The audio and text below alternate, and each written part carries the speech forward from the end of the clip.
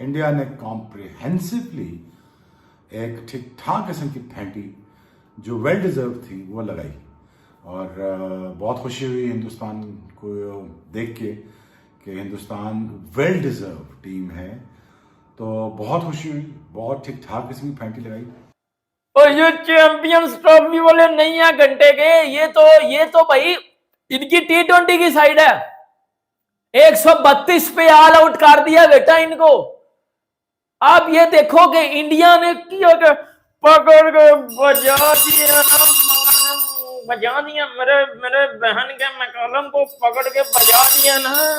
आना अब निकलना, सोनू पीली चपल अब बाहर, अब आना बाहर, घंटे के निकल बाहर और बता इस तरह की परफॉर्मेंस पाकिस्तान ने इंग्लैंड की व्हाइट बॉल टीम का कितनी बार दी होगी? कितनी बार हमने इंग्लैंड को ठोका इस तरह? कितनी बार हमने इंग्लैंड के आगे डोमिनेट किया इस तरह? कभी किया? मुझे बता दो ना, एक बार भी इस तरह इंग्लैंड के आगे डोमिनेट नहीं किया। So this boy is something special. He's got bright future ahead. But relax नहीं होना बेटा. Don't be relaxed. Don't be happy with yourself ever with your performance. Enjoy on the day and then move on because it's a long journey. अब से आपके gurus Brian Lara and युवराज जैसे हो तो ऐसा इम्पैक्ट क्रिएट करना तो बनता है। हाँ बिल्कुल बनता है, उनको प्राउड करना। इमेजिन वो दोनों कितने प्राउड फील करते होंगे कि हमने जिस लड़के को हमने सिखाया, जिसके साथ काम कर रहे हैं, अब उनकी मेहनत रंग ला रही है। शुरू में ब्रायन ने ये भी कहा था कि he's mentally not there yet. Talent is very much there. But this year, I think he has achieved that goal too. कि he is mentally there. बड़े मैचों में स्कोर के साथ, स्ट्राइक रेट के साथ स्कोर किया. So that's a massive deal. So well deserved.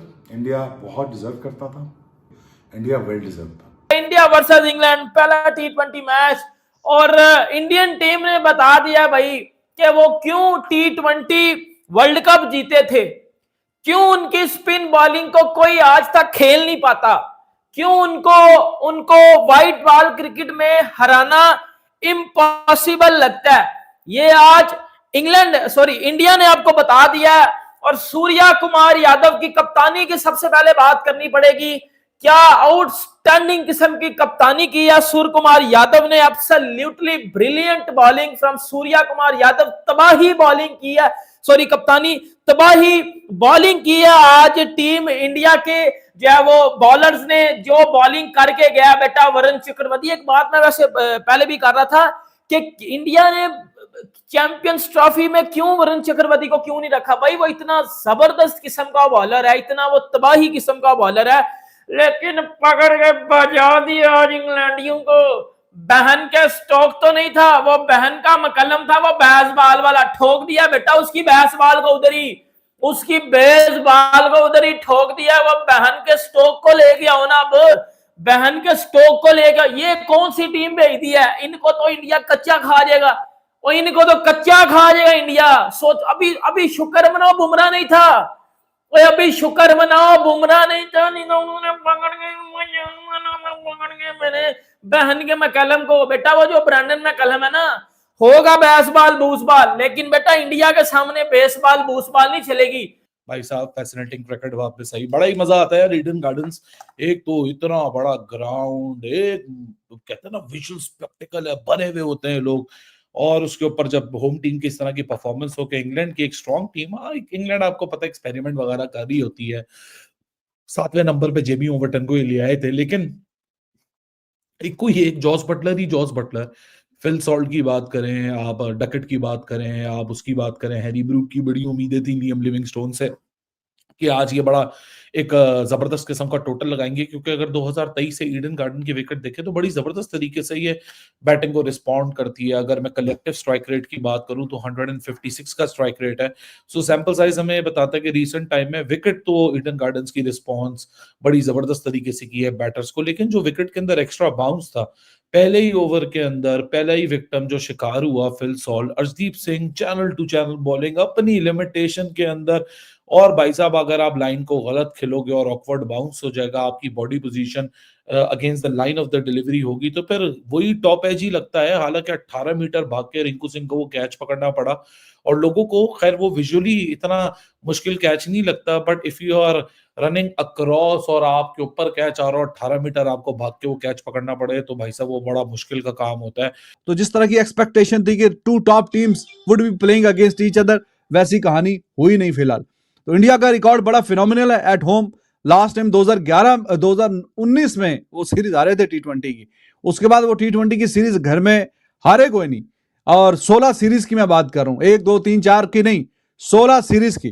तो T20 एक ऐसा फॉर्मेट है कि जिसमें इंडिया ने अब कहीं ना कहीं वो फार्मूला ढूंढ लिया है कि उन्होंने कैसे डोमिनेट करना है, और वो कर रहे हैं। ये तो मैंने 2019 के बाद इंडिया में खेलते हुए आपको बताया। पिछला साल भी बड़ा फिनोमिनल गया था इंडिया की टीम के लिए, बिकॉज सिर्फ 2 ही मैच हारे वो, 25-27 जो भी मैच खेले।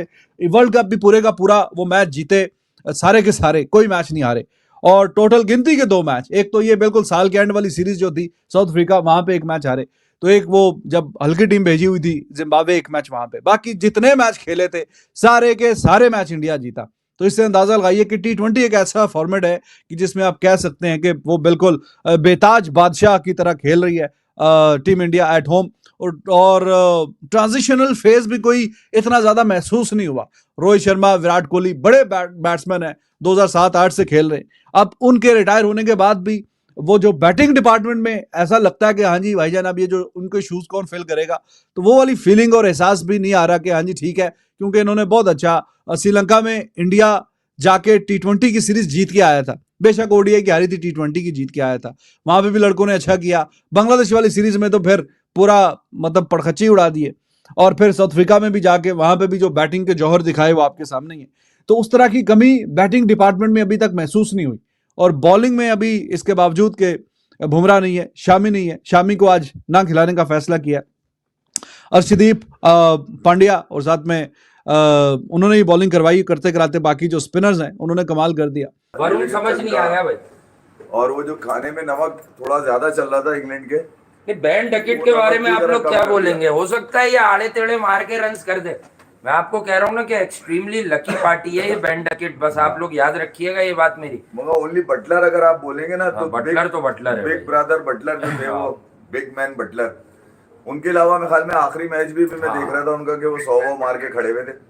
मगर यहाँ कोलकाता में शायद उनकी 2016 के बाद इंग्लैंड ने यहाँ पंजा आजमाई करी है टीम इंडिया से, और कोशिश उनकी थी यार टॉस वो जीत जाए, क्योंकि सारा गेम टॉस पे था। लोग यही बातें कर रहे थे, सुबह से शाम तक यही बात हो रही थी जब तक मैच शुरू नहीं हुआ कि पिच इफ़ी भाई बहुत ड्राई रखी गई है, शदीद ड्राई है अभी भी। बॉल हालांकि ड्यू पड़ रहा है, बॉल होल्ड हो रहा है बहुत ज्यादा। रिवर्स पांड्या का बॉल रिवर्स भी हुआ है, आप समझे नहीं? पांड्या की कुट सही मारी है इसने, बटलर ने एक बनाना स्विंग जो उससे, हालांकि रन हार्दिक पांड्या को सबसे ज्यादा पड़े हो रही थी, मगर बनाना स्विंग हो रही थी, बनाना शनाना तो वो हवा एयर में स्विंग का। अच्छा फिर एक और बात भी थी कि वरुण चक्रवर्ती जब आए तो फिर तकदीर पलट गई इंडिया की। यकीनन वरुण चक्रवर्ती की रॉन्ग वंस जो है मिस्ट्री वो सॉल्व नहीं हुई, और हैरी ब्रूक की बड़ी तारीफें कर रहे थे ये अगेंस्ट दी स्पिन। बिल्कुल करनी चाहिए, वो बड़ा पावर पैक प्लेयर है, स्पिनर्स पर हमेशा अटैक करता है, चार्ज करता है, हमें भी मालूम है। बट आप अगर एक चीज चेक करेंगे लास्ट 4 to 6 मंथ्स में हैरी ब्रूक को अगर कोई तगड़ी स्पिनिंग बॉलें मिलती हैं तो भाईजान उसके पास इतना आंसर नहीं होता। एक वो स्वीप पर जाता है, एक वो हटकर जो वो कट मारता है वो करता है कि मैं स्पिन को जज कर जाऊं। अगर अमाउंट ऑफ स्पिन ज्यादा है तो हैरी ब्रूक का घंटा बज जाता है। अब नासिर हुसैन ने हैरी ब्रूक को मैं एक वैसा प्लेयर नहीं मानता कि भैया वो जो है वो गेम चेंजर है, वो डेंजरस है, लेकिन अगर आप कहेंगे कि उसका मेथड स्पिन को खेलने के लिए आइडियल है तो this is very very wrong. कि इंग्लैंड की फुल जो है बेसबॉल प्लेइंग 11 है, जिस तरह से इंग्लैंड के सारे प्लेयर्स दिख रहे थे। अगर आप बात कर लें शुरू से ही, Phil Salt, Ben Duckett, Jos Buttler, Harry Brook, Livingstone, Bethell, Atkinson, लेकिन इन सारों को जो है काबू करके रख दिया।